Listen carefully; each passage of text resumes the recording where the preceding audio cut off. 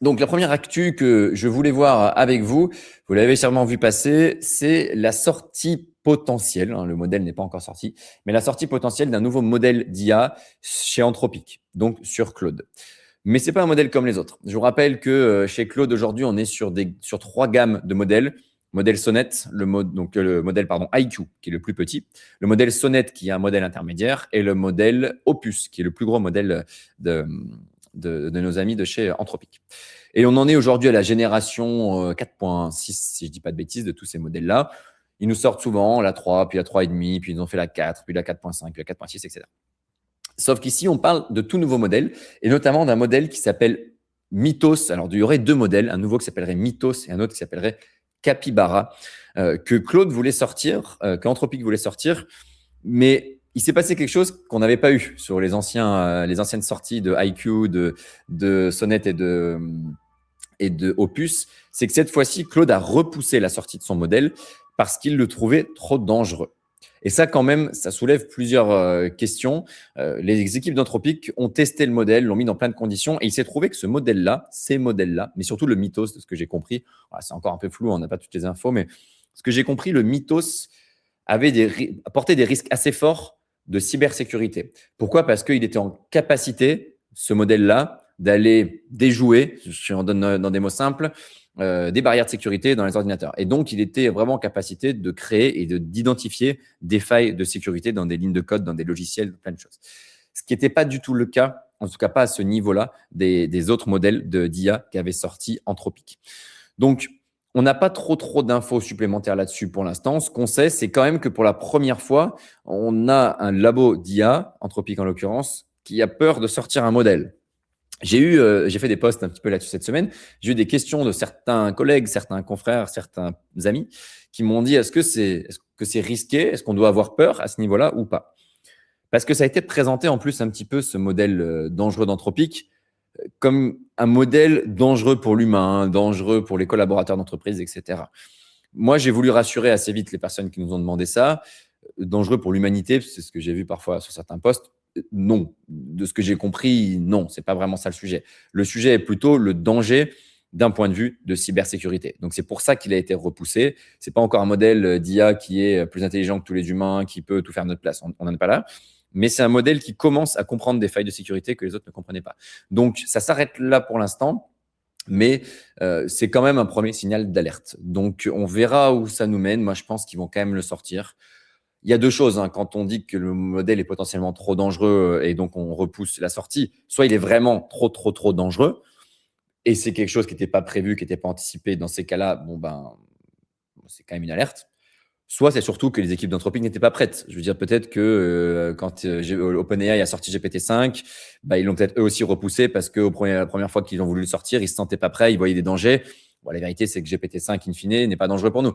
Donc, c'est peut-être ça sur ces modèles. On est peut-être juste sur des modèles qui ont été créés trop rapidement, qui n'ont pas été encore assez checkés et donc qui aujourd'hui présentent un risque. C'est peut-être juste ça. Mais quand même, à prendre avec des pincettes et c'est en tout cas ce qui ressort des équipes d'Anthropic. Donc voilà sur ce premier point, on verra. J'ai vu des personnes qui nous mentionnaient le fait que les noms Mythos et Capybara étaient encore mal trouvés. En effet, on sait que les labos d'IA ont ce problème-là, hein, c'est qu'on a des noms assez étranges sur ces modèles, mais bon, c'est comme ça. Deuxième point que je trouvais intéressant, sur la pub sur ChatGPT. Donc, vous savez que OpenAI aujourd'hui va avoir un modèle qui est double, un modèle de licence payante, comme il existe aujourd'hui. Donc, vous payez votre licence. Il en existe 8 typologies aujourd'hui de licence, ou 6. Et vous avez accès à plein de features, etc. Mais je ne sais pas si vous l'avez vu, OpenAI est en train aussi de déployer un modèle de pub. C'est-à-dire que vous allez pouvoir garder une licence gratuite, mais que vous aurez de la pub qui vous sera poussée. C'est annoncé depuis quelques mois. Ce n'est pas encore en France, hein, c'est en test aux États-Unis. Mais ce que moi, j'appelle un test, vous voyez que ça représente déjà 100 millions d'ARR. Donc, d'ARR, je rappelle, c'est du chiffre d'affaires annualisé chez OpenAI. Donc, ils tireraient déjà 100 millions d'euros, de dollars, pardon, de chiffre d'affaires de la pub. Ça me paraît beaucoup. Il y a plusieurs points là-dessus que je vais vous mentionner. Bon, déjà, de l'ARR, je ne sais pas si on peut vraiment parler d'ARR. Normalement, on parle d'ARR quand c'est de l'abonnement. Donc, quand je m'abonne et que je suis prélevé tous les mois ou tous les ans, ça, c'est de l'ARR. sur de la pub. Si vous décidez de mettre 3 mois de pub sur OpenAI et que vous arrêtez, bon, bah, c'est pas du vrai ARR. Donc, déjà, un petit point là-dessus. 100 millions, ça me paraît énorme. Il parle de plus de 600 entreprises qui font déjà de la pub sur OpenAI. Donc, on verra sur ChatGPT. On verra, c'est qu'en pilote pour l'instant. On se pose beaucoup la question quand même sur la pub d'OpenAI de à quel point ça va biaiser ou non les réponses que nous apporte le modèle. Je vous rappelle que les IA, elles ont cette capacité par rapport à Google, que lorsque vous leur posez une question, vous faites une recherche dessus, elles vont regarder tous les articles écrits par Google, vous faire une synthèse, etc. Mais que vous soyez en payant, si vous payez sur Google pour avoir un article un peu plus haut, le référencement, ça ne rentre pas pour autant plus dans les réponses de ChatGPT. Donc ChatGPT est venu aussi en disant, bah, nous, on vous donne des réponses qui sont objectives et qui ne dépendent pas de combien Martin a payé ou de combien Danone a payé ou de combien Nike a payé. Là, ils rentrent un peu dans ce modèle-là, c'est-à-dire maintenant, on va mettre de la pub. Alors, est-ce qu'ils vont sponsoriser des recherches? Possible. Est-ce qu'ils vont simplement mettre de la pub à la fin des réponses de ChatGPT? Voilà, je lui demande de nous faire une analyse d'un document et puis tout à la fin, il me dit d'ailleurs, tiens, si tu veux, tu as 10% de réduction chez un tel. Bon, je ne sais pas. On va voir, il y a plein de choses qui sont testées apparemment, il n'y a toujours pas de modèle fixe. Mais en tout cas, ça a l'air de plutôt bien fonctionner. J'avais fait un petit post sur les retours sur investissement des entreprises qui mettaient sur ChatGPT. Pour l'instant, c'est très biaisé parce qu'évidemment, tout le monde, on a commencé à avoir des coûts d'acquisition via ChatGPT qui étaient ultra faibles. Oui, mais en même temps, il n'y a que quelques entreprises qui aujourd'hui ont accès pour y faire de la pub. Et puis, c'est très nouveau. Donc, les gens cliquent beaucoup. Est-ce que derrière, ils achètent vraiment? Bon, c'est un peu plus dur à dire. Donc, on verra. Ce qui est sûr, c'est que moi, ce que je peux vous conseiller, s'il y a des chefs d'entreprise parmi vous, c'est que le jour où ces pubs sur ChatGPT sortent vraiment en France et qu'en tant qu'entreprise, on a accès à la diffusion sur ChatGPT, bon, bah, faut foncer dessus. Faut foncer dessus. Pourquoi? Parce que c'est une sorte d'océan bleu. Je rappelle que quand les pubs sont arrivées sur Instagram, les pubs sont arrivées sur TikTok, quand les pubs sont arrivées sur Facebook, il y avait très peu de concurrents qui faisaient de la pub sur ces outils. Donc, le coût d'acquisition d'un client était ultra, ultra faible. Ce sera la même chose sur ChatGPT, même si je pense que ça ira un peu plus vite. Les coûts d'acquisition au début seront très faibles. Donc, à mon avis, ce sera une bonne chose. On verra. Pour l'instant, c'est en test sur quelques entreprises aux États-Unis, sur quelques comptes également, ChatGPT aux États-Unis, et ça a l'air pour l'instant de plutôt bien fonctionner. Autre point donc, que je voulais voir avec vous, c'était la courbe de croissance du nombre d'abonnés payants sur Claude. Alors, vous le voyez ici, il y a plusieurs impacts, notamment un impact qui nous est bien compté par TechCrunch. Si vous voulez voir l'article complet, il est sur TechCrunch. C'est évidemment le Super Bowl. Je vous rappelle que Anthropic a fait une pub pendant le Super Bowl. Je ne sais pas si vous l'avez tous vue. Je vais essayer de vous la remettre parce qu'elle était vraiment, vraiment incroyable, cette pub. J'avais adoré. Je vais essayer de vous la retrouver rapidement. Pub Super Bowl Anthropic. Et en se moquant de ChatGPT. Donc, c'était assez marrant. Voilà, parfait. Je vais vous la montrer. Je vérifie juste que vous avez bien accès à mon onglet. Oui, parfait, vous avez accès à mon onglet. Donc, je vous mets la pub et puis on discute juste après.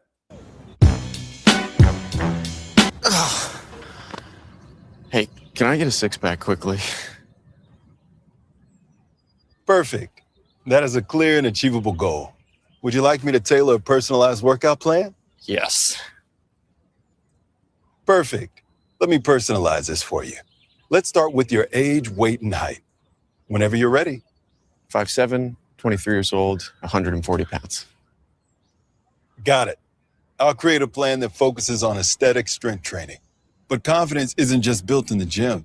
Try Step Boost Max, the insoles that add 1 vertical inch of height and help short kings stand tall. Je vous le traduis pour celles et ceux peut-être qui ne parlent pas anglais. Donc, c'est Anthropic qui nous fait une pub pendant le Super Bowl et qui se moque très clairement d'OpenAI. La personne en débardeur, le coach sportif, représente ChatGPT. Et vous voyez une personne en face qui lui demande tiens, je veux me faire un programme sportif, etc. Donc, ChatGPT lui pose des questions. Il lui dit OK, quel est ton poids, quelle est ta taille, etc. Et puis après, ChatGPT finit par dire tiens, j'ai quelque chose de super pour toi. Tu devrais essayer le nouveau programme de telle entreprise. C'est le meilleur, etc. Donc, une pub qui est poussée. Et à la fin, Anthropic vous dit nous, je crois que je l'ai à la fin, si je laisse, vous allez voir. Anthropic vous dit nous, on ne fait pas ça. Ads are coming to AI, but not to Claude. Donc, l'IA a commencé à mettre des pubs, mais nous, on ne le fera pas sur Claude. Donc, c'était un beau pic qui a été envoyé par les équipes d'Anthropic vers ChatGPT et OpenAI. Donc, cette pub d'Anthropic a fait exploser le jour du Super Bowl le nombre d'abonnés. Alors, le nombre d'inscrits, mais surtout le nombre d'abonnés payants. Et vous voyez, aujourd'hui, on serait à 60 millions d'abonnés payants environ. Donc, vous voyez la courbe, on est passé de 25 millions en septembre 2025 à peu près 60 millions d'abonnés payants en février 2026. Donc, évidemment, c'est allé à toute vitesse. Je précise les 60 millions, parce que j'ai vu aussi des gens qui en parlaient. C'est pas 60 millions d'abonnés payants à 20 € par mois. Parce que faites le calcul, ça ferait plus que le chiffre d'affaires d'Anthropic. C'est un ensemble de personnes qui ont des abonnements à 100 € par mois, d'autres qui ont des abonnements à 20 € par mois. Et je pense que dedans, il rentre des personnes qui consomment de l'API. Alors, je ne sais pas exactement comment ils le font, mais ils parlent, eux, que d'abonnés payants. Mais ça ne peut pas être 20 fois 60 millions fois 12. Donc, parce que sinon, ça nous ferait 120 millions. Vous voyez, ça ferait 20 milliards de chiffre d'affaires juste là-dessus ou plus, un peu plus. Et ce n'est pas le cas. Aujourd'hui, je rappelle qu'Anthropic est encore une entreprise qui génère énormément de chiffre d'affaires via les API. Je crois que eux, chez OpenAI, le chiffre d'affaires, aux dernières estimations, était à peu près 70% généré par les licences des personnes qui étaient abonnées, qui payaient 20 € par mois, 30 € par mois, et 30% était l'API, alors que c'était plutôt l'inverse chez Claude.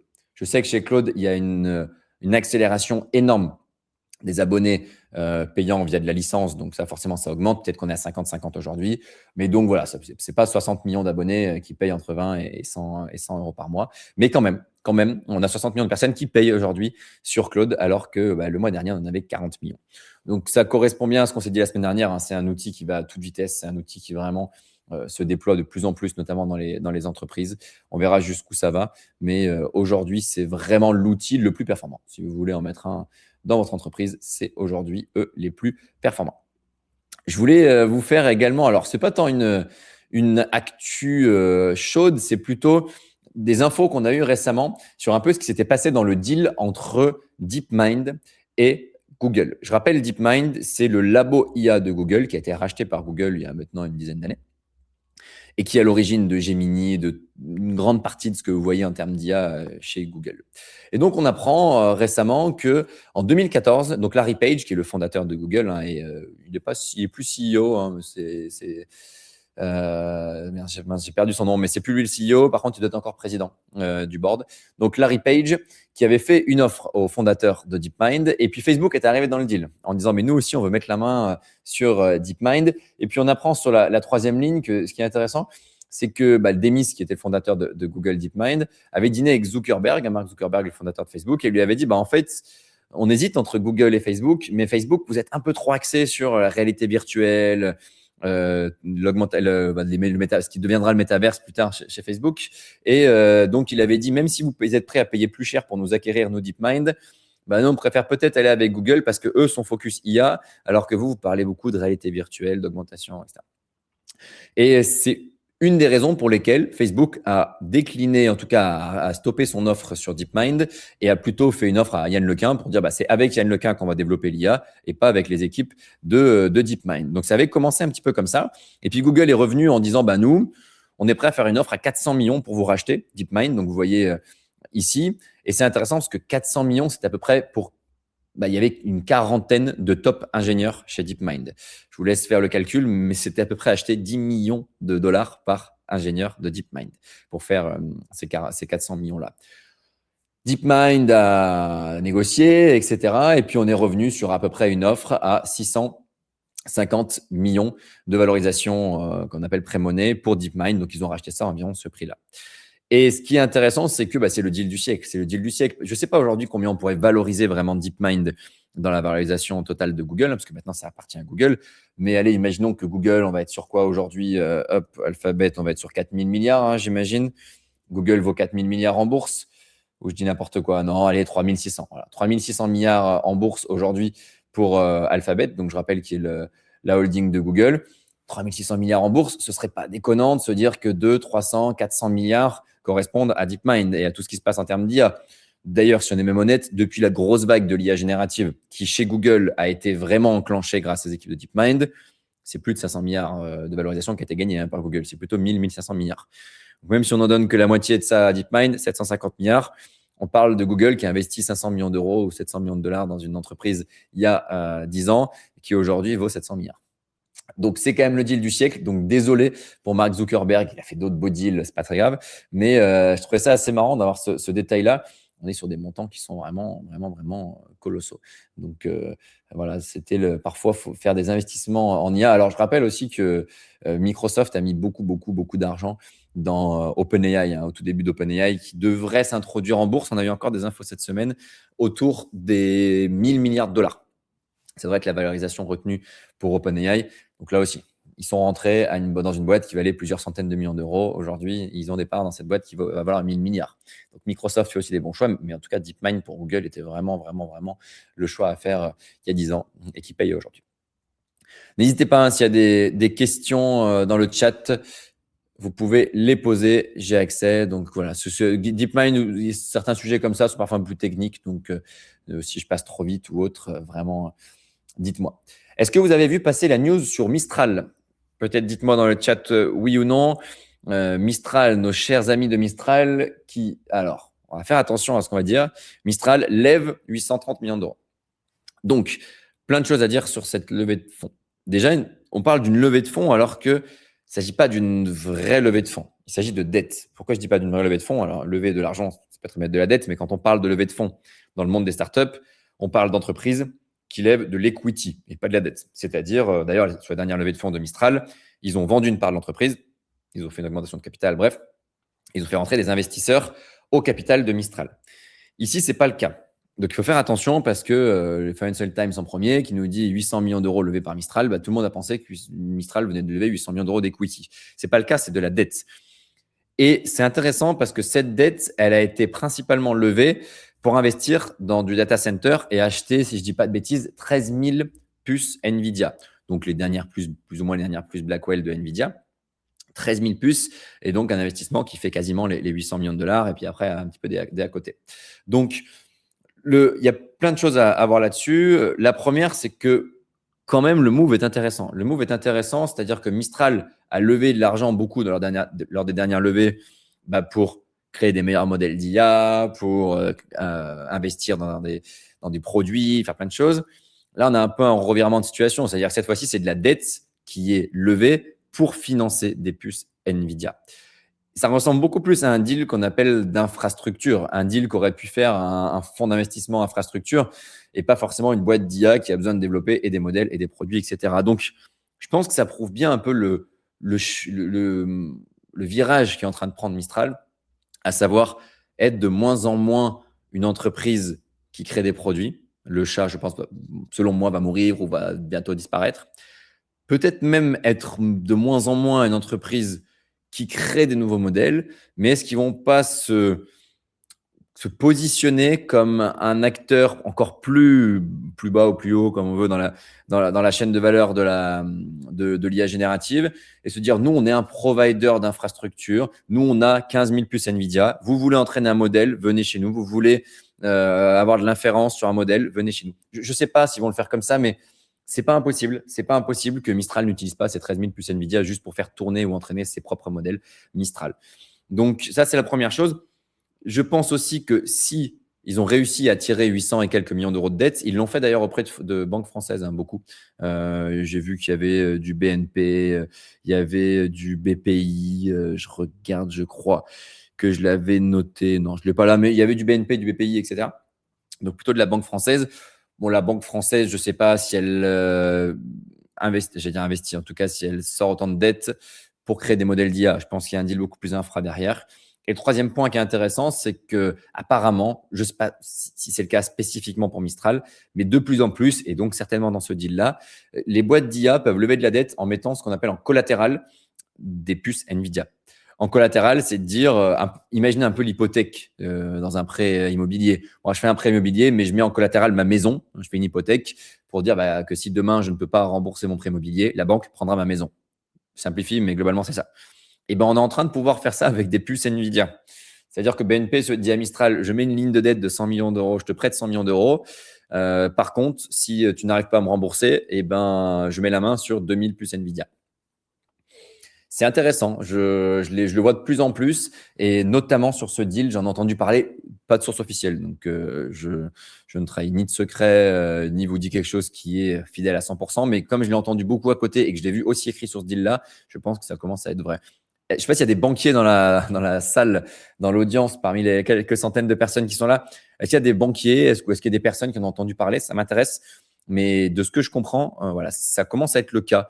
Et c'est d'ailleurs quasiment sûr parce qu'une entreprise comme Mistral, jeune comme Mistral, ne lève pas normalement 1 milliard d'euros de dette.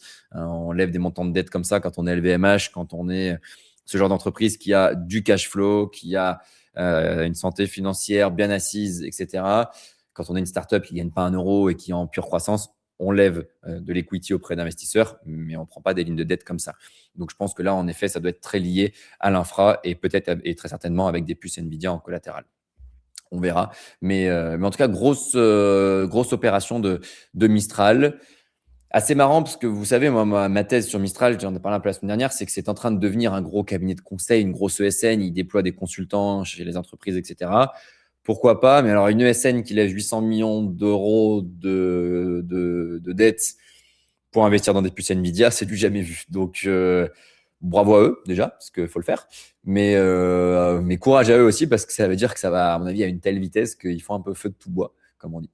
Et on verra ce que ça donne. Autre actualité, j'ai vu que des premières usines en Chine étaient en capacité de produire 10 000 robots humanoïdes par an. Ça fait un robot toutes les 30 minutes. Donc, regardez ici. Si vous voyez bien la vidéo, oui, vous la voyez bien. On a, ça y est, des usines en capacité de produire. Donc, des usines de robots qui produisent des robots humanoïdes en Chine. Bon, ben, à cette vitesse-là, on imagine bien qu'ils vont aller assez vite. Il y a encore des humains. Dieu merci. Travaillent sur ces chaînes d'usines. Mais vous allez voir, ça y est, c'est des usines 100% automatisées. Bah là, vous reconnaissez la tête d'un robot. Je ne sais pas exactement quelle entreprise c'est. China Pulse, je ne suis pas sûr que ce soit l'entreprise. S'il y en a qui savent, là aussi, dites-nous. Mais vous voyez ici, tout commence à être assez automatisé et pour sortir un robot toutes les 30 minutes. Donc, c'est assez bluffant. Voilà, avec ce qu'on voit là. On l'a vu la semaine dernière, je vous ai montré le robot humanoïde qui était rentré avec Melania Trump. Melania, je ne sais plus comment elle s'appelle. La première dame des États-Unis. C'est un robot humanoïde. Ça commence à coûter pas cher du tout. On est allé ensemble sur le site de Figures, je crois, c'était 10-20 000 $. Et maintenant, ça va être encore moins cher puisque vous voyez, c'est produit à la chaîne, en tout cas en Chine. Donc, ça commence à aller très, très, très vite, les amis. Une autre vidéo que je vais vous montrer, je vous enlève le son parce que c'est pas forcément pas important, quoique non, je vous le laisse. Je vous laisse le son. I know a place we can go. All right. Donc, c'est XAI, le laboratoire de Elon Musk, qui commence à faire ce genre de vidéo. Donc là, on est vraiment sur du qualitatif. C'est des images de film. On avait du mal à faire ça avec Sora, on avait du mal à faire ça avec d'autres modèles d'IA. Sur XAI, ça y est, ça commence. Donc c'est la Grok Machine, comme ils l'appellent. Grok, je rappelle, le play et l'objectif de Grok, il est difficile à comprendre parce que jusqu'ici, Grok sur le produit, ça va être dur. Sur le produit, quand on n'est pas Claude ou ChatGPT, ça va être très, très dur. Alors oui, les utilisateurs de Twitter utilisent un peu Grok. Moi, je l'utilise sur Twitter, mais ça reste que petit par rapport au nombre de personnes qui utilisent au quotidien les autres réseaux sociaux, donc, ou qui vont sur du ChatGPT. Je pense qu'aujourd'hui, il y a moins d'utilisateurs. Dites-moi si je dis n'importe quoi, mais à mon avis, il y a moins d'utilisateurs au quotidien de Twitter que d'utilisateurs de ChatGPT. Je pense que c'est le cas parce qu'il y a quelques centaines de millions d'utilisateurs sur Twitter et on est déjà à 900 millions hebdo sur ChatGPT. Donc, quotidien, on ne doit pas être loin de quelques centaines de millions. C'est assez proche. Donc, sur la partie produit Grok, je ne vois pas trop où ils veulent aller. Par contre, ce qui est sûr, c'est qu'il y a eu de la commande de puces Nvidia en masse qui a été faite par les équipes de Grok. Et ils sont en train d'entraîner des modèles, notamment des gros modèles très puissants. Et sur la vidéo, c'est ce dont on a besoin. Donc, c'est possible qu'ils se placent un peu là-dessus. Sora n'est plus là. Je ne vois plus trop VO non plus en ce moment. VO de Google a pris un peu du plomb dans l'aile. Donc, je ne sais pas si certains l'utilisent. Dites-moi dans le chat, est-ce qu'il y a des modèles de vidéo que vous utilisez un petit peu? Est-ce que vous avez testé Grok Machine? D'ailleurs, je vais vous le montrer. Je ne peux quand même pas passer aujourd'hui à côté de cette actualité. Je ne peux pas parler de l'IA de Grok, des actualités sans vous montrer ça. Alors, par où je peux passer pour ne pas vous montrer n'importe quoi? C'est comment ils nous ont appelé ça? L'île de la, pas tentation, mais tenta fruit, quelque chose comme ça. Fruit, est-ce que c'est ça? Non, où est-ce que je peux vous le trouver? Je ne sais pas si vous avez vu, il y a sur TikTok et sur Instagram, voilà, c'est ça. Pourquoi l'île de la tentation version fruits, celui-ci. Je vous conseille vraiment de regarder, ça s'appelle Skibidi Tentafruit. Alors, c'est pas tant pour regarder les vidéos, là, c'est des petites parodies. Je vais vous montrer alors des photos. Pourquoi ça fonctionne pas? Voilà. Alors, je vais vous montrer pour que vous reconnaissiez. Deuxième journée sur l'île de Skibidi Voilà. Tac, Hier, je l'ai. Murcia a surpris Donc, c'est des personnes, c'est des Français hein, qui ont créé ça, qui se sont dit, tiens, on va créer des petites vidéos avec des de 1 fruits à comme 6 ça, minutes. qui parlent. Sauf que ce qui était un petit peu drôle au milieu, au début, mais il y a quelques semaines, hein, ça a été très récent, ce qui était drôle est devenu un phénomène énorme. C'est-à-dire qu'ils ont commencé à créer des petites vidéos de 2 minutes de fruits comme ça qui se parlent. Vous en passez une. Hein. Hop.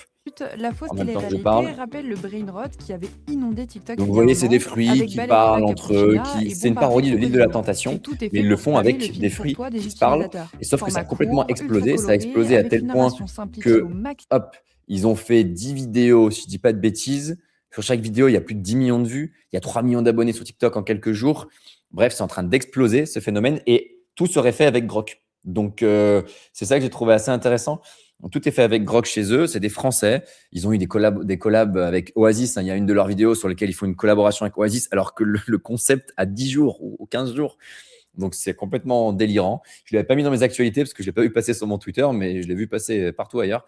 Donc, voilà, tapez ça, Skibidi Tentafruit. Je vous conseille de regarder quelques vidéos. Évidemment, c'est très léger. Évidemment, c'est de la parodie. Je trouve que c'est plutôt faut plutôt le regarder en s'imaginant un peu le contenu qu'on va consommer demain.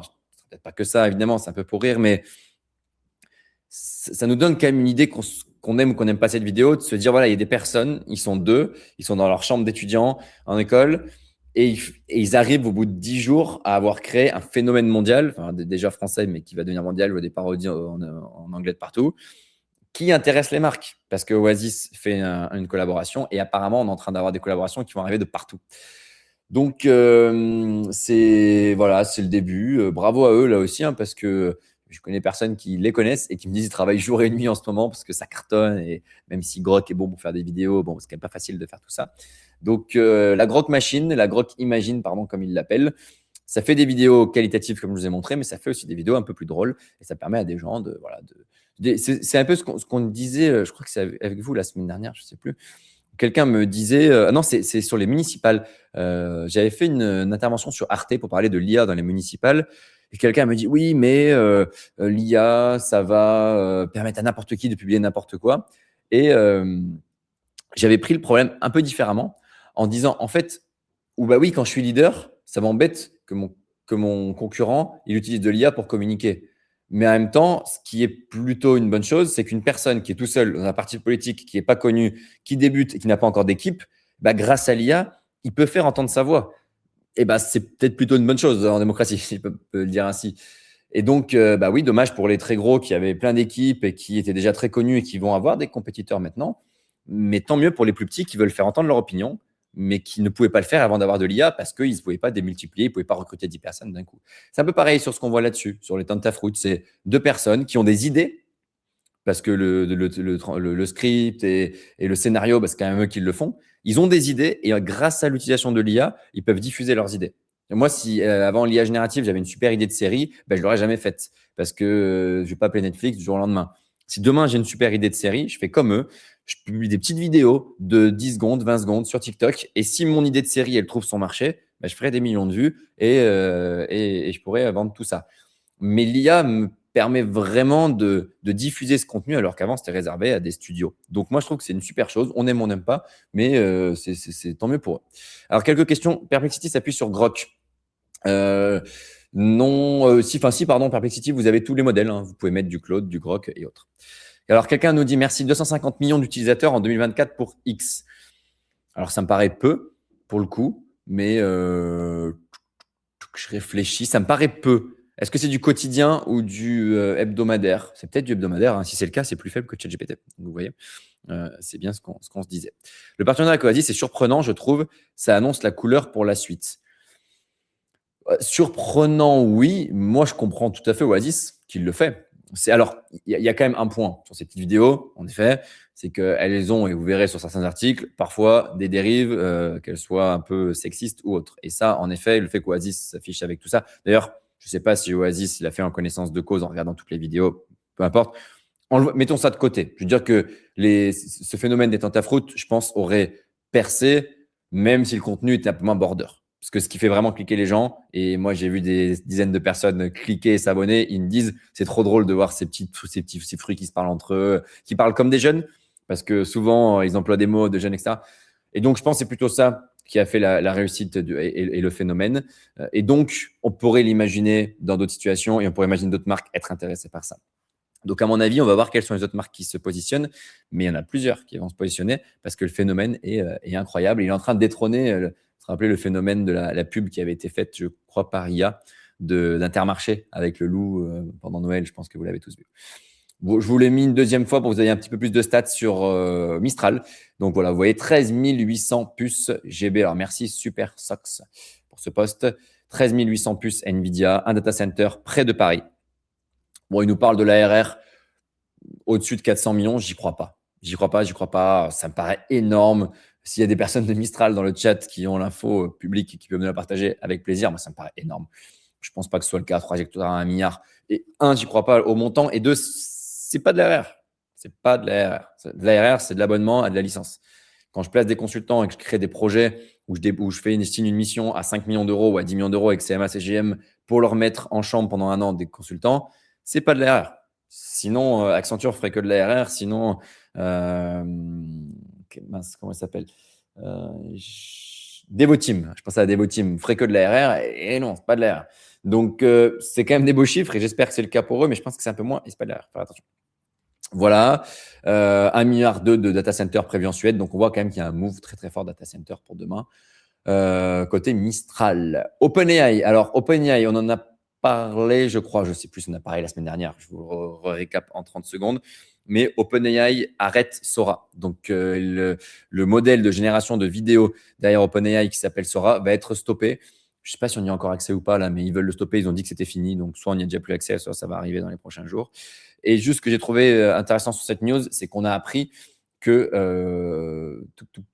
alors est-ce que je l'ai mis ici? On a appris que Sora, si je dis pas de bêtises, perdait environ 1 million d'euros par jour. Alors, est-ce que j'ai la stat qui est là? Tac, tac, tac. Oui, c'est ici. Losing 1 million per day. Donc, c'est des centaines de millions d'euros, de dollars qui ont été perdus par Sora. Et ils auraient fait que 2,1 millions de dollars sur la période. Donc, c'est beaucoup, beaucoup, beaucoup de pertes. Ben oui, c'est dur pour ces modèles-là. Il n'y a pas de marché pour l'instant, alors qu'ils l'aient tenté. Ils avaient raison, on aurait fallu même à leur place. Et voilà. Mais en effet, vous connaissez très peu de gens qui acceptent de payer pour Sora, pour créer des petites vidéos, mais d'ailleurs aussi pour Grok, et d'ailleurs aussi pour VO de Google. Donc, ça ne me choque pas qu'ils n'aient pas trouvé de marché. J'étais un peu dubitatif, moi, au début de Sora quand tout ça est sorti. En tout cas, manifestement, je n'ai pas vu si on a le chiffre, mais je crois que c'est 500 ou 600 millions d'euros, ou un peu moins, 300-400 millions d'euros qui ont été perdus. Je parle en euros, pardon, 100 $, hein, mais 400 ou 500 millions de dollars qui ont été perdus par Sora, puisque c'est 1 million par un jour et que ça fait un peu plus d'1 an que Sora est sorti. Donc, voilà, peut-être 400 millions de dollars. Ça fait mal, hein, même pour une entreprise comme OpenAI qui a beaucoup d'argent, qui lève beaucoup d'argent. On va en reparler dans 5 minutes.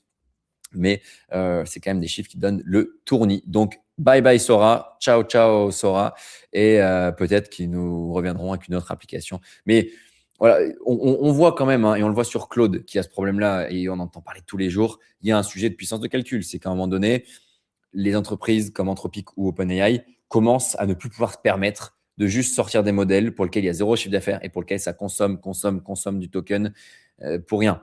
Parce qu'il manque de puissance de calcul. Claude, déjà, sur leur licence payante, manque de puissance de calcul. Donc, vous le voyez, depuis quelques jours, on est un petit peu limité sur les prompts qu'on fait. Mais sur Sora, où il n'y a pas de revenus derrière, perdre 1 million d'euros par jour juste parce que Martin et ses copains ils s'amusent à faire des tentafruits ou je ne sais quoi, ils ne peuvent pas se permettre. Donc, le projet est stoppé. Quelques stats également sur le trafic. Donc, on voit le trafic de Claude qui a augmenté entre février et mars de 86%. Ben oui, voilà, c'est Claude. Est-ce que Non, je l'ai pas ici. Mais vous voyez, entre février et mars, entre le 1er mars et le 28 mars, sur Claude, plus 86%, pardon.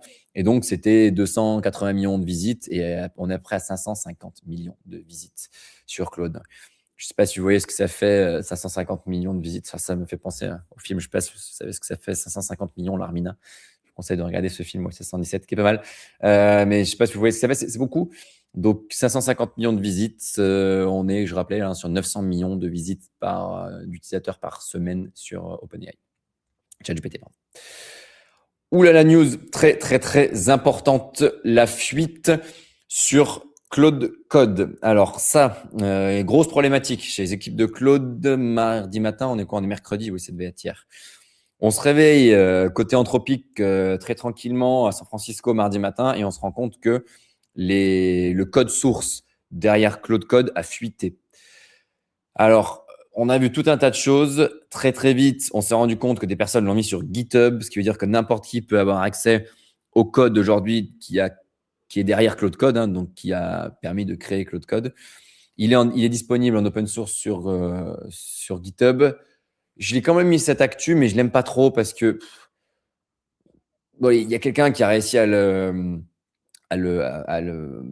hacker. Je n'ai pas vu si c'est un hack. Je ne crois pas que ce soit un hack. Je crois que c'est vraiment une fuite en interne, un problème qui a été causé par quelqu'un en interne.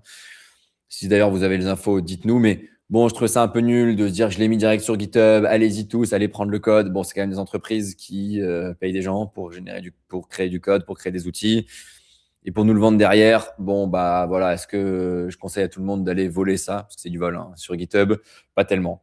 Donc l'actu, elle fait tellement de bruit que je vous la donne et c'est pas, voilà, ça va pas amplifier le phénomène, mais bon, voilà, c'est dommage quand même déjà pour une entreprise comme Anthropic d'avoir ces problèmes-là, parce que Anthropic se veut quand même très sécurisé. Ça reste selon moi un outil très sécurisé, mais on voit que la fuite humaine, d'ailleurs, ils ont communiqué aujourd'hui, ils ont dit, bah, on n'est pas inhumain.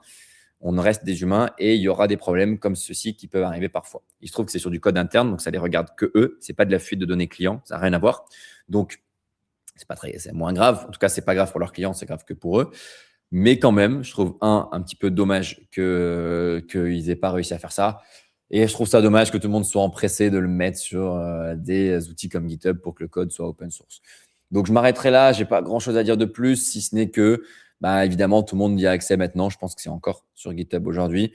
Je pense que ça ne changera rien sur Claude Code. Je vous rappelle que c'est des outils qui sont développés, redéveloppés, remis à jour sans cesse. Donc là, c'est une version de Claude Code qui est sortie. Voilà, il y a le savoir-faire et le faire savoir, hein, toujours. C'est-à-dire que Claude a réussi à créer Claude Code, qui est un outil incroyable. Mais si demain, moi, je crée le même outil, est-ce que j'aurai autant d'utilisateurs? Est-ce que j'arriverai à le déployer comme ça? Je pense pas. Donc, je pense que ça ne changera pas grand-chose pour Anthropic, objectivement. Mais quand même, c'est une actu qui existe et qui était un peu surprenante et assez décevante. Donc, Claude Code, désormais, le code source est disponible.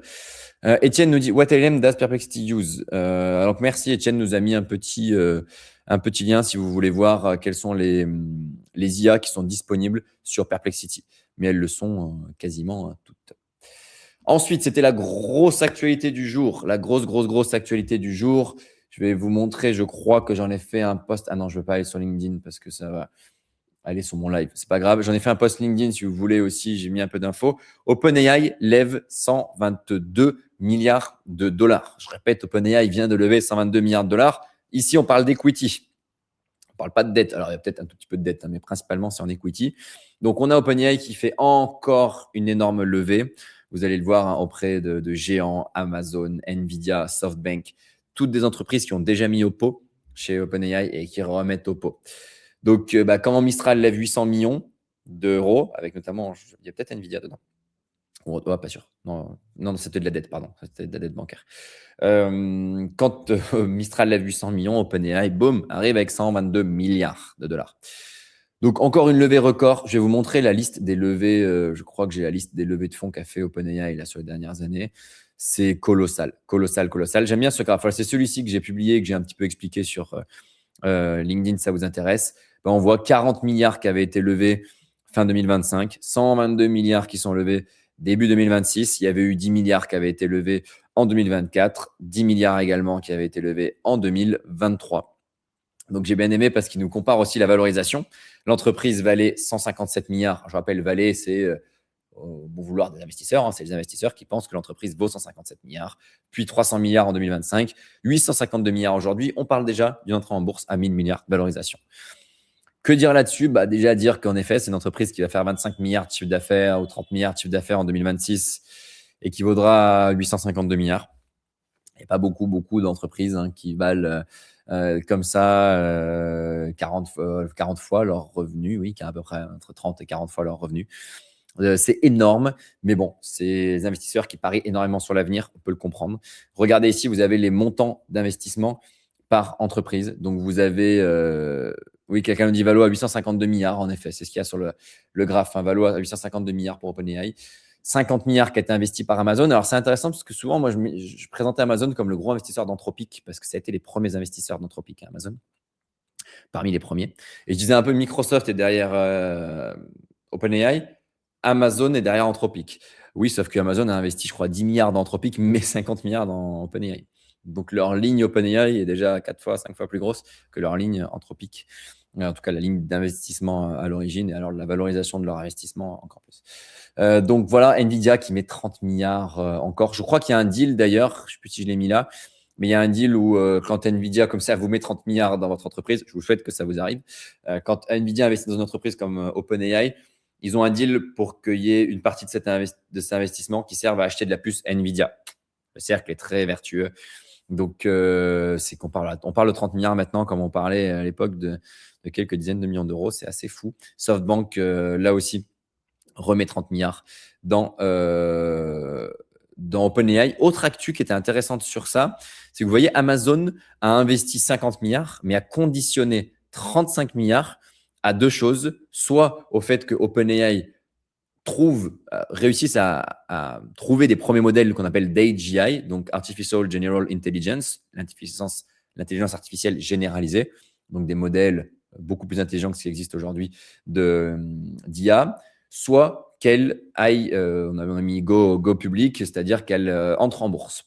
Je pense qu'ils ont mis un horizon de temps. En tout cas, ils ont conditionné quand même 35 milliards de leur investissement à ça. Ils ne se mouillent pas trop, hein, 35 sur 50. Ils ne se mouillent pas trop, ce n'est pas mon argent, donc c'est facile à dire. Mais voilà, il y a des conditionnements comme ça. Je ne sais pas d'où sortent, je ne sais pas comment on arrive à avoir ces infos. Peut-être qu'OpenAI a un peu communiqué, mais sur les conditions d'Amazon, bon, c'est assez marrant. Et vous le voyez, 2 milliards de revenus à droite, 900 millions d'utilisateurs toutes les semaines et un beau moins 14 milliards en prévision. 14 milliards de pertes de prévision cette année pour OpenAI. Donc, il faut quand même avoir le dos bien solide quand on est Amazon pour dire je mets 50 milliards dans une entreprise qui, je le sais, va perdre 14 milliards cette année. Il faut être solide. Ils le sont et on a confiance en eux. Mais quand même, c'est assez dingue. On parle de montants assez dingue. Étienne nous dit j'ai le souvenir d'avoir vu un schéma qui montrait les différents providers et les investisseurs avec les montants. C'était un vrai sac de nœuds. Oui, c'est sûr. Google a investi dans tous les géants de l'IA. Nvidia a investi dans tout le monde. Meta a investi maintenant dans beaucoup aussi. Donc oui, c'est un vrai nœud. Puis vous avez Google, vous avez Microsoft qui investit dans OpenAI, mais Microsoft qui est concurrent d'OpenAI, puisque Microsoft a Copilot, alors qu'OpenAI a ChatGPT. Et Microsoft reste un gros actionnaire d'OpenAI. Mais vous avez OpenAI qui achète de la puissance de calcul chez Amazon, alors qu'il devrait l'acheter chez Microsoft, puisque Microsoft est concurrent d'Amazon. Mais vous avez aussi Amazon qui investit dans OpenAI, et puis Nvidia qui investit dans les trois. C'est vraiment un micmac complet. Mais bon, moi, je trouve que c'est plutôt une bonne nouvelle. Souvent, on nous présente comme une mauvaise nouvelle. Moi, je trouve que c'est une bonne nouvelle parce que, alors, s'ils chutent, ils vont peut-être tous un peu plus chuter, c'est sûr, mais ça lisse aussi un petit peu les intérêts de tout le monde. Je veux dire, ça évite qu'il y ait un jour une énorme crise et des énormes conflits d'intérêts. Bon, là, tout le monde est un peu mouillé de partout, donc tout le monde a intérêt à ce que ça se passe bien, je dirais. Voilà, je ne sais pas si Google a envie de mener une guerre énorme à OpenAI et potentiellement mettre à risque les deux entreprises. Pourquoi? Parce qu'ils sont investis dedans. Bon, ça vaut ce que ça vaut, mais moi, je pense que l'un dans l'autre, ils se retrouvent un peu tous bloqués. Aussi parce que l'un dans l'autre,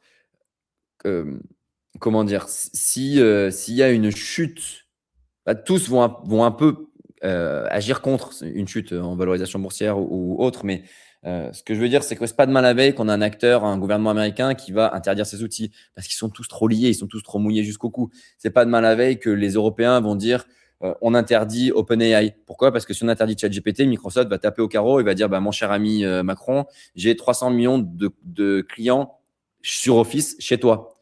Donc, si tu peux éviter de me débrancher ChatGPT ou de me débrancher Anthropic chez qui j'ai mis des milliards, ça m'arrange.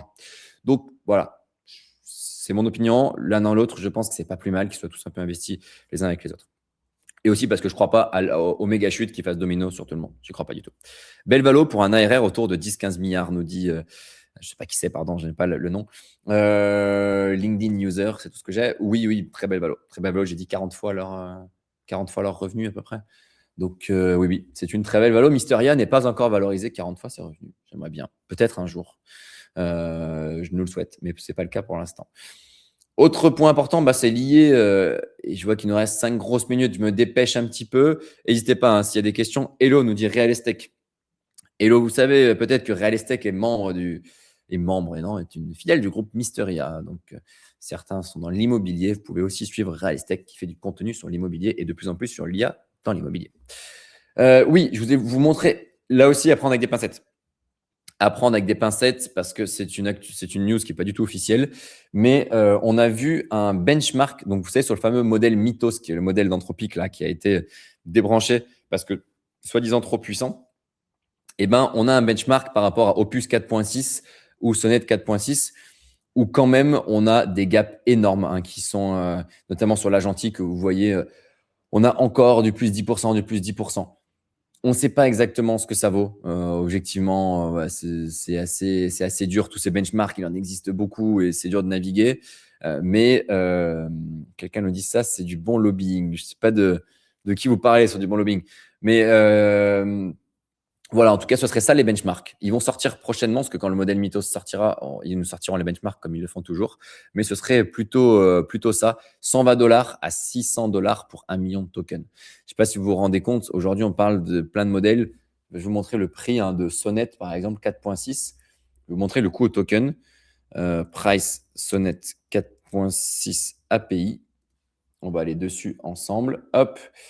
Il était noté ici, pardon. Je crois qu'ils font des tableaux ici. Pricing for Sonnet 4.6, c'est $3 par million de tokens. OK, en input. Est-ce que je le partage? Oui, c'est ça. $3 par million de tokens, alors que ici, on n'est pas sur $3, on est sur $120 par million de tokens, si je compare que les inputs. Donc, c'est colossal, c'est 40 fois plus cher. Je rappelle, 40 fois plus cher en IA, c'est assez simple, c'est que ça consomme environ 40 fois plus d'énergie. On ne sait pas trop ce que ça peut être un modèle d'IA qui consomme 40 fois plus d'énergie que Sonnet 4.6. C'est même Opus, je vais vous donner tout de suite le prix d'Opus. Est-ce que j'ai mon cher Opus qui est là? Mais les prix d'Opus, Opus, c'est le plus gros modèle aujourd'hui de Anthropic, donc c'est celui qui coûte le plus cher, c'est le plus gros, celui qui consomme le plus, qui coûte le plus cher. Et le pricing sur Claude Opus 4.6, on est sur $5 par million de tokens en input. $3 pour Sonnet, $5 pour Opus, $120 pour Mythos. Donc voilà, on verra, mais ça va être là aussi intéressant. Alors, quelqu'un nous donne un lien. J'aimerais bien pouvoir cliquer. Non, je n'arriverai pas à cliquer, mais merci Étienne pour le lien. Si vous voulez aller voir sur Morgan Stanley, Financial Advisor, un article sur le Bull and Bear Investment avec source Perplexity. Bon, on regardera. Vous pouvez aller voir. Précisez-nous peut-être, Étienne, de quoi il s'agit. Dernière ou avant-dernière actu, avant de vous laisser aller manger. Donc voilà, on verra ce benchmark, mais assez fou. Mythos, on a hâte. Ah bah mince, si je clique sur mes notifications, ça va pas marcher. Non, mais c'était ma dernière actualité. Voilà, c'est pour ça. C'était la dernière actualité. Hop, que je vérifie. Yes, c'est bien ça. Voilà un petit peu du coup sur ce que j'avais à vous dire aujourd'hui sur toutes ces actus IA. Est-ce qu'il y a des petites questions de votre côté? Donc bon, à retenir, la grosse actu, c'est les 120 milliards levés par OpenAI. C'est 122 milliards, c'est assez colossal.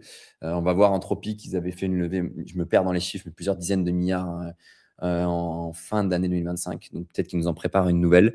Anthropic aurait annoncé vouloir rentrer en bourse, là ça y est, très prochainement, certainement en septembre. va y avoir une guerre entre les deux pour rentrer en bourse en premier. Je vous rappelle quand même que Anthropic, ce sont des anciens salariés de chez Mister IA, j'allais dire. Pouf, non, j'aimerais bien, mais non. C'est des anciens salariés chez Anthropic, des anciens cofondateurs d'OpenAI. Donc, ils sont partis de chez OpenAI et en fait, l'histoire voudrait que, on a des pincettes là aussi, l'histoire voudrait que Sam Altman aurait sorti ChatGPT parce qu'il aurait appris quelques semaines avant, donc c'était le 30 novembre 22 que ChatGPT sort, et quelques semaines avant, il apprendrait que Dario Amodei, qui est donc son ancien cofondateur et qui était déjà fin 2022 chez Anthropic, allait sortir une IA grand public, allait sortir son chatbot. Et donc, ce qui était un projet encore non abouti, selon les rumeurs, ce qui était un projet qui devait sortir beaucoup plus tard, ChatGPT, est en fait sorti dans sa version très, très, très préliminaire, parce que Sam Altman avait dit il y aura une prime énorme au premier sortant. Ce qui est assez incroyable, c'est qu'il avait 100% raison. Et on le voit aujourd'hui. Vous êtes très nombreux à vous plaindre de ChatGPT, vous avez raison, à dire qu'il est moins bon que Claude, etc. Mais pour autant, cet outil, quand on parle IA, on parle ChatGPT. Quand on parle révolution des 3 dernières années, on parle ChatGPT. Quand on parle quel est votre super assistant du quotidien, on parle ChatGPT. Et même si Claude est un bon outil et restera un bon outil, on parlera de ChatGPT. Et moi, je compare toujours ça à Google. Est-ce que Google est le meilleur moteur de recherche? Est-ce que on ne sait pas vraiment. Le sujet, c'est que l'incarnation de la recherche Internet, ça s'est fait avec Google. Et qu'on est resté sur Google, qu'on s'y est habitué et qu'ils sont montés comme ça à des milliards d'utilisateurs. Pour moi, ce sera pareil sur OpenAI. C'est que l'incarnation de ces modèles de l'IA générative, c'est ChatGPT, c'est OpenAI. Et donc, même s'il y aura des concurrents hyper sérieux comme Claude, je pense que le first mover advantage qu'a eu OpenAI est énorme sur ChatGPT. Et la preuve, c'est que même s'ils sont moins bons techniquement aujourd'hui, ça reste un outil qui, chaque jour que Dieu fait, a plus d'utilisateurs que la veille et que l'avant-veille, que l'avant-avant-veille. Ça va continuer comme ça pendant longtemps. Donc, du flair pour nos amis de chez OpenAI qui ont voulu sortir en premier. Et donc, sur l'introduction en bourse, on aura un phénomène un peu similaire. C'est-à-dire qu'ils voudront tous être premiers. Entre les deux, il y aura une course à être premier à s'introduire en bourse, c'est à peu près sûr. Voilà. Est-ce qu'il y a des questions Donc, Étienne nous dit que c'était les investissements par provider.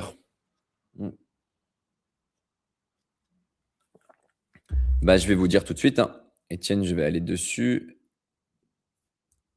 Hop, regardez, je vais vous montrer ma nouvelle fonctionnalité. On est sur Perplexity. Hop, je vais utiliser Speakly que j'utilise. Ah non, mon Speakly n'est peut-être pas connecté. Hop, il n'est pas connecté, j'utilise ça. Est-ce que tu peux me faire un graphique qui me montre un petit peu l'ensemble des investissements qui ont été faits par tous les géants de la tech aux États-Unis, tous les providers d'IA dans l'IA générative? Donc, tu me fais une petite recherche et des graphiques pour que je comprenne qui investit dans quelle entreprise. Ah, ça n'a pas marché. Ça n'a pas fonctionné. Et j'ai une question, je réponds à la question juste après. Est-ce que tu m'entends? Non, ça ne fonctionne pas. Voilà, Perplexity. Aïe, Perplexity. Fais-moi un graphe. Compte des investissements des différentes boîtes d'IA et géants tech US dans les gros secteurs de l'IA générative. Bon, ce n'est pas un prompt parfait. Ah là là, je ne suis plus abonné à Perplexity. Bon, mon prompt n'était pas assez. Voilà, vous voyez, même quand on fait de l'IA, on fait des prompts qui sont pas assez bons. Il n'a pas compris ce que je voulais dire. Bon, tant pis. Je vais répondre à vos questions. J'ai pas le temps de lui faire un prompt comme il faut. Hop. C'est le lien que j'ai envoyé. Mais je ne peux pas cliquer sur votre lien, malheureusement, Étienne. C'est pour ça. J'aurais mis votre lien sinon, mais je ne peux pas cliquer dessus.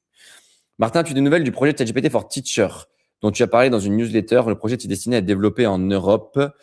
Non, j'ai pas de nouvelles.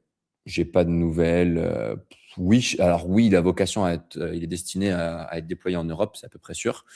Mais on n'a pas de nouvelles, ils en parlent plus trop. Le sujet chez OpenAI quand même, c'est qu'ils vont se resserrer sur de moins en moins de fonctionnalités, de moins en moins d'outils, etc. Ça, c'est ce qui a été annoncé. C'est ce pourquoi ils ont shut down Sora, ça c'est sûr. Et ils vont continuer comme ça à avoir de moins en moins d'outils. Donc, je ne sais pas si ça fera partie des différents outils ou projets qui repoussent, mais c'est possible que oui. Là, ils ont compris quand même avec Claude qu'il y avait urgence à aller déployer des outils en entreprise et à faire payer des licences. Et à avoir un outil qui est vraiment adapté au monde de l'entreprise. Donc, ils se focus beaucoup là-dessus actuellement, de ce que je comprends. J'ai vu que j'ai reçu un petit mail de quelqu'un qui me demandait sur la partie pour se connecter pour la prochaine fois. Donc, je vous le renvoie, le lien. Hop, hop, hop, j'arrive. Je vous remets le lien. Je rappelle, vous ne recevrez pas 1000 mails, vous recevrez juste le mercredi subscribe. Hop. Normalement, avec ça, ça fonctionne. Oui. Si vous cliquez, si vous allez sur ce lien, tac, ça vous abonnera à la newsletter qui s'appelle le 20h de l'IA et vous recevrez chaque semaine le mercredi dans la journée et puis 30 minutes avant les liens pour vous connecter sur LinkedIn ou sur YouTube. Voilà, si vous voulez être sûr de ne pas rater les lives, c'est la première chose. La deuxième chose, s'il vous plaît, c'est abonnez-vous, mettez un petit like sur la chaîne YouTube. Elle est en train de naître, cette chaîne YouTube. On va faire plein de contenu. Je répète, dites-moi dans le chat tout ce que vous aimeriez comme contenu. Et faites-moi aussi des retours, parce que la semaine dernière, vous m'avez fait des petits retours sur qu'est-ce que vous aimeriez comme contenu. J'en ai pris quelques-uns. Dites-moi aussi sur ce live, est-ce que c'est la bonne fréquence? Est-ce que vous aimeriez un live tous les jours? Est-ce que vous aimeriez un live plus long, plus court? Est-ce que vous aimeriez un live non pas sur l'actu, mais un live par semaine où on parle de ce que vous voulez? Dites-moi, mettez-le dans le chat là un petit peu. Encore une fois, le but, c'est qu'on fasse du contenu qui vous aide. On a le temps de le faire, on a les équipes pour le faire. Donc voilà, le but, c'est juste qu'on comprenne vraiment ce que vous aimez, ce dont vous avez besoin, et on fera ce contenu pour vous.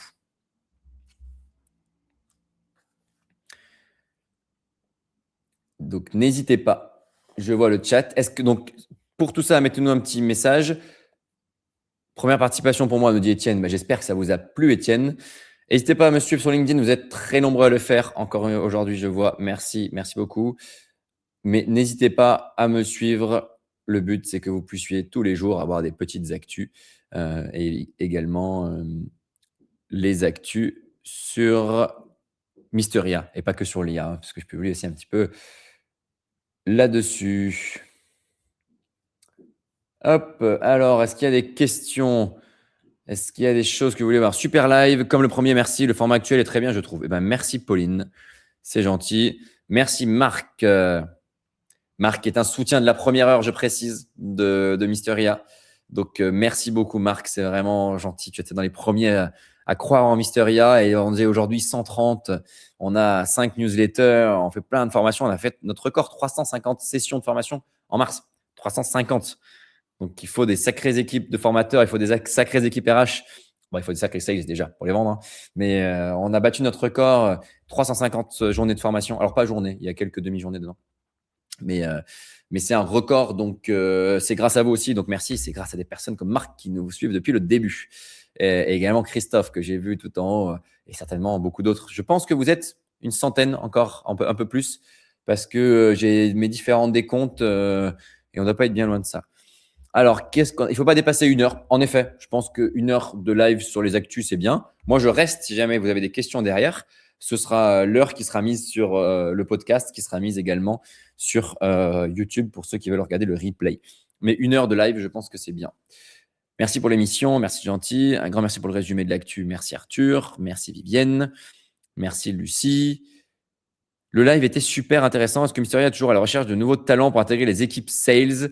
Contenu au top en tout cas. Oui, on recherche tout le temps des nouveaux talents. Alors parfois c'est pour maintenant, parfois pour plus tard, mais on est tout le temps en veille et on recherche tout le temps un petit peu. Donc n'hésitez pas à nous envoyer vos candidatures. N'hésitez pas, si on oublie parfois de répondre, alors ne nous harcelez pas avec 30 mails, mais nous lancer 1 fois, 2 fois, on accepte, c'est le jeu. Donc n'hésitez pas. Voilà. Parce que parfois, c'est pas que la candidature ne nous va pas, c'est qu'on n'a pas le temps et qu'il n'y a pas un recrutement urgent, donc on repousse un petit peu. Mais voilà, n'hésitez pas. Merci pour vos retours. Est-ce qu'il y a des questions encore, des sujets que vous voulez regarder? Merci Timothée. Alors, je vois votre nom de famille, Timothée, ça me fait penser à quelqu'un qui est arrivé chez nous aujourd'hui. On a lancé une business unit de vibe coding aujourd'hui. On va créer des outils, on va vibe coder des outils pour tous nos clients. On a énormément de demandes. Et donc, on a recruté quelqu'un qui est arrivé aujourd'hui pour nous faire ces outils de vibe coding. C'était intéressant parce que beaucoup de gens vibe code au bureau. On a tous 2 écrans pour vibe coder. Enfin, tous. On est 4-5 à vibe coder au bureau et on a 2 écrans. Là, on est sur un expert parce qu'il est arrivé avec 5 écrans, je crois. Il a 5 terminaux qui sont ouverts en parallèle. Tous ses agents IA communiquent, échangent. Même moi, j'étais largué. Donc, c'était assez marrant. Donc là, si vous avez besoin d'outils sur mesure, vous pouvez y aller. Vous pouvez nous demander parce que là, ça va vibe coder à toute vitesse chez Mystery dans les prochaines semaines.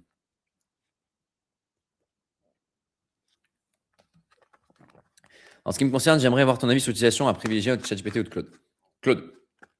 Simple, efficace. Claude. Voilà, pour l'instant, c'est Claude. C'est le plus efficace, c'est le plus performant. Donc, plutôt Claude. Il y a plus de limites d'utilisation quand même. Donc, c'est un peu pénible, ça, sur Claude. Je dois l'avouer. Il y a un peu trop de limites d'utilisation parce qu'ils ont des gros problèmes de serveurs. Il s'agirait non pas il s'agirait de grandir, mais il s'agirait que ça s'améliore un petit peu. Pour l'instant, il y a beaucoup de limites d'utilisation. Pour tous les jours, je ne parle pas de Claude Code. Oui, pour tout. Après, c'est le bon exemple. Moi, j'ai Claude toute la journée au bureau, mais j'utilise ChatGPT en perso. Il est sur mon téléphone, je lui parle depuis 1 an et demi. Le vocal, je trouve qu'il est plus performant sur ChatGPT. Je lui donne mes données de santé, etc. J'ai pas envie de mettre ça sur Claude parce que c'est mon outil de travail. Donc, moi, j'ai les deux. Le vibe coding, c'est la capacité qu'on a, enfin, c'est le fait de créer des outils avec de l'IA, de coder avec des outils d'IA. Donc, je parle à mon IA et elle code. Vous êtes combien, nous dit Étienne? On est 135 chez Mystery IA. Et même, on a eu 6 onboarding ce matin en plus et on en a 6 demain matin en plus. Donc, on sera 147 chez Mystery IA avec quelques départs de droite à gauche que j'ai peut-être pas compté à 135. On est 140. On a à peu près 145 aujourd'hui. Moitié de salariés, moitié d'indépendants qui font de la formation, mais pour beaucoup qui travaillent à 100% avec nous. Je trouve que le Claude est long à répondre. Non, Romain, normalement, il n'est pas plus long. Sur le modèle de raisonnement, peut-être. Non, même pas. Donc oui, c'est une équipe qui grandit vite. En effet, équipe qui grandit vite, je vous confirme. Plus vite que ce qu'on imaginait. C'est allé très, très vite. Est-ce qu'il y a des questions de votre côté? Tu seras au FIC. Non. C'est quoi le FIC? Non. Peut-être oui, mais je ne sais pas ce que c'est. Donc je ne pense pas. Je serai peut-être à... Comment on appelle ça? À Vivatech. On va peut-être intervenir. Je vais peut-être intervenir à Vivatech. Si ma RP est là et qu'elle m'écoute, je lui demande de me trouver une place à Vivatech pour que je puisse intervenir. Je pense qu'elle regarde les vidéos. Donc, on va peut-être intervenir à Vivatech. Pour l'instant, ce n'est pas le cas. Donc voilà, mais le FIC, non, je ne sais pas. On réfléchit à faire des événements en présentiel aussi, parce que vous êtes tellement nombreux maintenant. Vous êtes 35 000, je crois, sur mon LinkedIn. Vous êtes 40 000 sur la newsletter. Vous êtes 10 000 sur la finance. Vous êtes 500 déjà sur la newsletter. Regardez, je peux vous montrer. Pour montrer que je ne mens pas. Vous êtes quasiment 500 sur la newsletter sur le droit. La lettre du droit. Donc, on commence à 483. Vous êtes 483 inscrits depuis ce matin. On l'a lancé ce matin. Donc, merci. C'est super. Le forum InCyber. Non, on ne fait pas. Non, pas cette année. Donc, je disais, oui, vous êtes tout cumulé, je ne sais pas, 150 000, je crois, 100 000, 150 000 à être un peu dans la communauté. Donc, on hésite à faire des événements présentiels. Mais ce n'est pas facile à organiser. Donc, pour l'instant, on ne l'a pas fait. Mais voilà, si ça vous intéresse, pareil, dites-nous. Dites-nous tout ce qui vous intéresse. On en fera le maximum. Moi, j'ai envie de faire plus de contenu sur YouTube. Je trouve ça top. C'est des contenus qui peuvent être longs. Ils ne seront pas tous en live, mais plus de contenu YouTube. Est-ce qu'il y a des contenus qui vous plaisent? Est-ce que vous consommez du YouTube? Si oui, qu'est-ce que vous consommez sur YouTube? Quels sont les événements IA français que tu recommandes? J'étais au Revolution Summit de OnePoint la semaine dernière, par exemple. Je ne conseille pas vraiment de Summit IA. J'en ai pas fait beaucoup. Je trouve que c'est un peu tout le temps les mêmes choses. Je sais pas.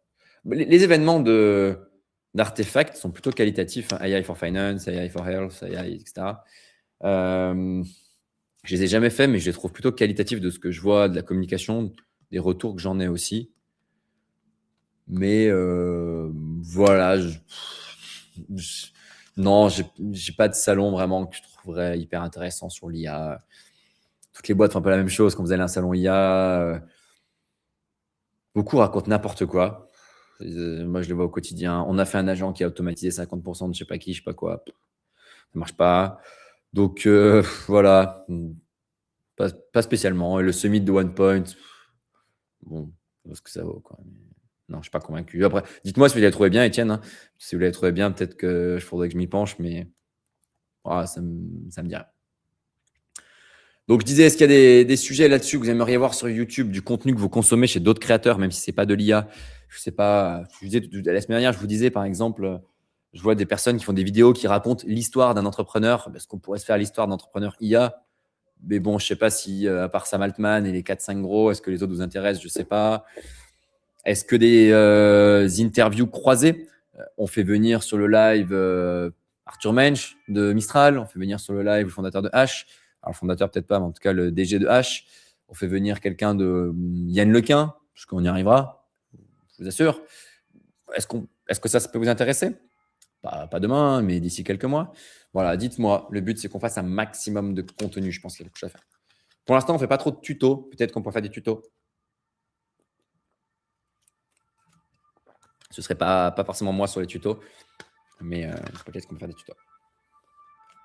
Désolé s'il y a du son derrière. Il y a la police qui fait beaucoup de bruit. J'espère que vous l'entendez pas trop.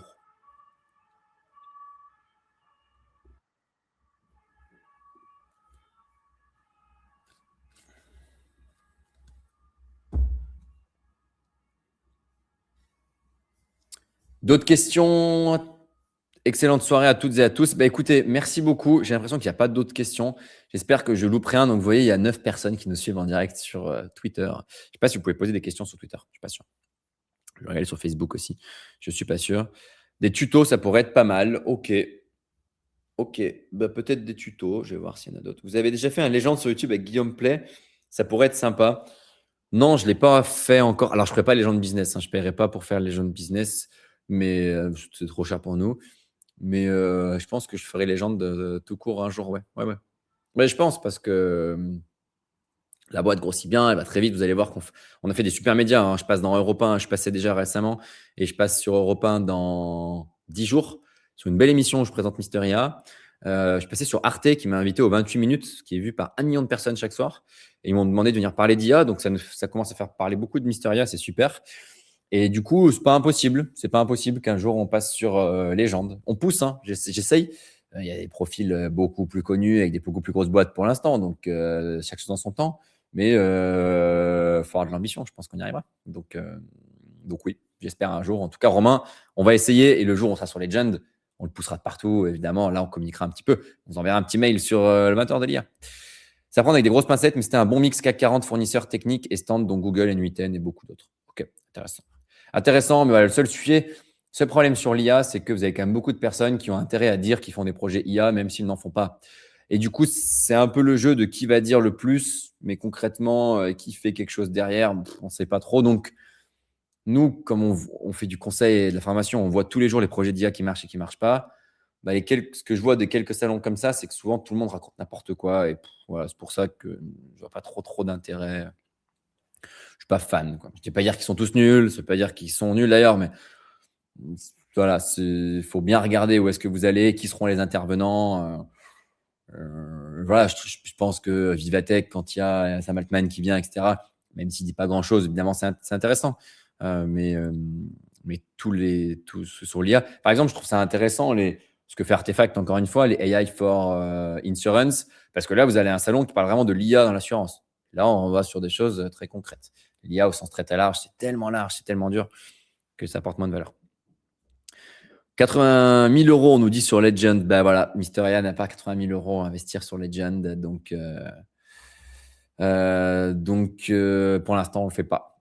Mais si vous voulez, on fait une grande cagnotte pour pouvoir récolter 80 000 euros et pour pouvoir passer sur Legend. Mais non, je ne me permettrai pas. Et puis, je trouve que c'est dommage, les jeunes business. C'est dommage. Voilà. Dommage. Donc, ça enlève un peu du piment. Je trouve qu'on passe sur Legends, ce qui est sympa, c'est OK. J'ai réussi à faire une belle boîte ou autre chose. Et du coup, je suis à l'interview sur Legends. Un peu une récompense, je dirais, de faire Legend. Et donc de payer pour être sur Legend. Ça donne une belle visibilité, mais je ne sais pas trop quel est le retour. Comme maintenant, il y a beaucoup de contenu sur Legend. Je ne sais pas quel peut être le retour. Est-ce qu'il y a d'autres questions? Ouais, je reste encore 5 minutes. Je commence à avoir faim un petit peu. Mais je reste encore 5 minutes pour répondre à vos éventuelles remarques, questions. Et donnez-moi des thématiques que vous aimeriez que je fasse sur YouTube. S'il vous plaît. Qu'on fasse du contenu pour vous. Je suis sûr qu'il y a eu des actualités. Je vais aller voir. Je suis sûr qu'il y a eu des actualités sur Anthropic pendant qu'on discutait. Si je vais sur Claude. Ah non, 30 mars. Mais non. Pas d'actualité le 31 mars. Le 1er avril même. Ouh là là. Et que se passe-t-il chez Anthropic? C'est la crise. Que se passe-t-il chez Anthropic? Ah si, bah voilà. Si, il est à 18h quand même. Non, mais là, ils ont signé avec le gouvernement australien sur la safety. OK. Non, bah, pas trop d'actu chez Anthropic. Hein. Ça doit dormir. Ça doit dormir chez Anthropic. Ils ont le droit un petit peu. Quelqu'un nous dit plus un prix Nobel d'économie. OK, intéressant. Attention quand même à qui c'est en termes de prix Nobel d'économie. Ils ne sont pas tous la lumière à tous les étages. Des tutos, OK, je vais regarder. Pas de démo de produits IA, ça existe déjà largement ailleurs. Oui, c'est pour ça. Je ne suis pas fan non plus des démos de produits. Je trouvais que le décryptage de l'actu, j'en vois pas beaucoup. Et puis moi, je peux mettre en lien les actus vraiment avec ce qu'on voit sur le terrain. Parce que là aussi, des influenceurs IA qui racontent tout n'importe quoi. Enfin, attention, mais comme nous, on accompagne 1000 entreprises aujourd'hui, mais j'ai aucun problème à vous dire ce qui marche pas, de manière très concrète. Et vous dire, on va mettre des IA dans tous les… il y a un super outil d'IA d'automatisation de service client qui est arrivé. Regardez, on va tout automatiser. Je vais vous dire non, pas vrai, ça marche pas. Donc, c'est pour ça que je trouvais que le format live est pas mal et un peu live avec un regard critique et honnête. Ce qu'on essaye de faire. Des cas d'entreprise, oui, ça peut être pas mal. Ça peut être pas mal. Je regarde beaucoup ce que fait Finari. Finari sur la finance, évidemment. Ils sont très, très forts. Ils sont très, très forts. Et, ils ont comme ça tout un tas de thèmes que je trouve assez intéressants. Je creuserai un petit peu. Mais avoir une chaîne qui ressemble un peu au Finari de l'IA, Monir serait content. Vous savez, je dis ça. Parce qu'il le mérite. Magnifique chaîne. Mais voilà, sur Finari, ils font des vidéos très qualitatives. Et peut-être qu'on pourrait imaginer quelque chose pareil sur l'IA. On verra. J'ai réfléchi. Bon, il me reste à vous dire merci pour ce super live encore. Je pense qu'au pic, on était une centaine. On va regarder un petit peu. Philippe Aguillon a reçu le prix Nobel d'économie pour ses travaux sur la croissance économique pour l'innovation et la destruction créatrice. En effet. Merci beaucoup à toutes et à tous. J'espère que ce live était utile pour vous. J'espère que vous avez appris des choses ou à minima mieux compris des choses qui étaient peut-être pas claires sur des actualités que vous aviez vues.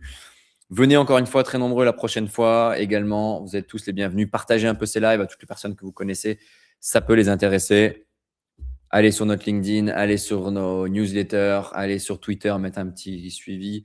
On s'est lancé sur Twitter aussi également. Donc, ça y est, ceux qui préfèrent Twitter, on est sur Twitter. Bref, on essaie d'être un petit peu partout pour vous faire du contenu. Donc, profitez-en. Consommez tout ce contenu qui est gratuit. Il restera gratuit.